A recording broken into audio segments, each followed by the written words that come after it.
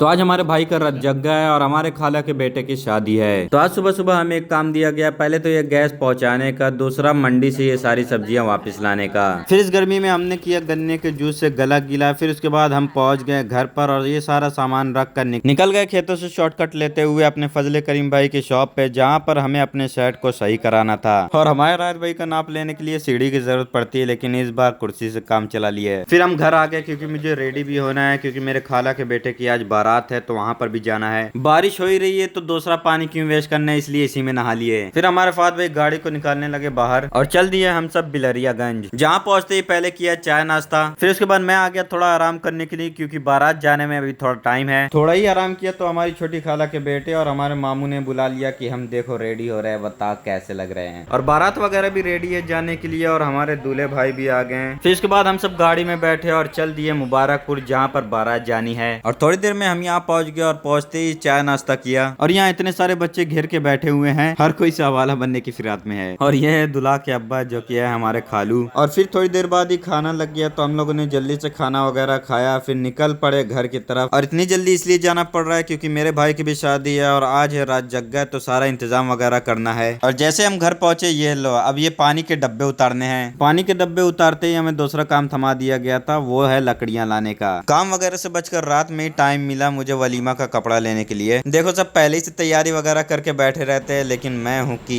लेकिन खास बात यह है कि मेरे पसंद का कपड़ा मिल गया। और जैसे ही हम घर पहुंचे तो यहाँ देखा कि गांव वालों को खाना खिलाना शुरू कर दिया गया है। तो फिर जल्दी से गांव वालों को खाना खिलाया और अपने खाकर निकल पड़े अपने सड़क वाले घर सोने के लिए। लेकिन यहाँ पहुंचकर देखा कि यहाँ पानी भर रहा है, जो कि हमारे रिजवान भाई मोटर चालू करके सो गए थे। फिर उसके बाद जो निकाह के बाद मेहमानों को मुंह मीठा करने के लिए पैकेट दिया जाता है, तो उसे हम लोग बैठकर रेडी करने लगे। और ये सब करने में हमें रात के 1 बज गए। तो मिलते हैं नेक्स्ट व्लॉग में, तब तक के लिए बाय बाय।